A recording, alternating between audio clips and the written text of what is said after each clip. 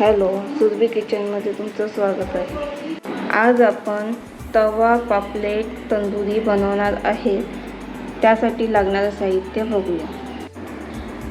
इथे स्वच्छ करून पापलेट घेतले, त्याला कट करून घेतलेले आहेत। हे बघा, अशा प्रकारे कट करून घ्यायचे। दही, मीठ, हळद, आलं लसूण पेस्ट, मसाला, तंदुरी मसाला, 2 मोठे चमच दही टाकणार आहोत, हळद, मसाला, आलं लसूण पेस्ट,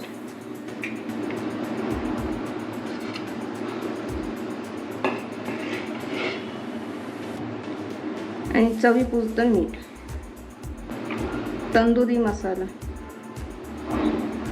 आता हे सगळं मिक्स करून घ्यायचं। अर्धा लिंबू घेतलंय, ते याच्यामध्ये पिळून घेते।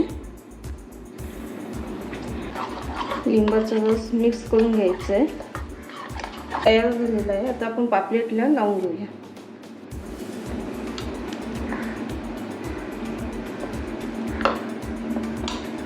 आता इथे आपण दोन्ही पापलेटांना लावून घेतलंय। इथे पॅन ठेवलेला आहे गरम करत, त्याच्यात थोडंसं फक्त तेल टाकून घ्यायचं आहे।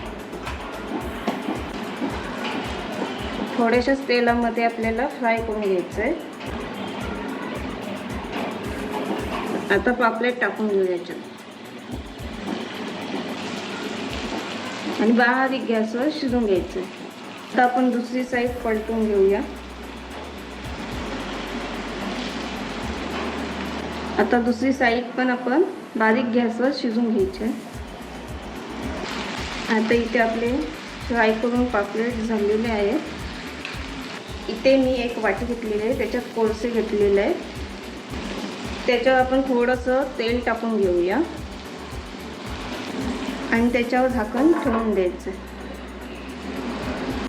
आता इथे 10 मिनिटं झालेली आहेत। आता आपण झाकण काढून घेऊया। आता आपण ही वाटी काढून घेऊया।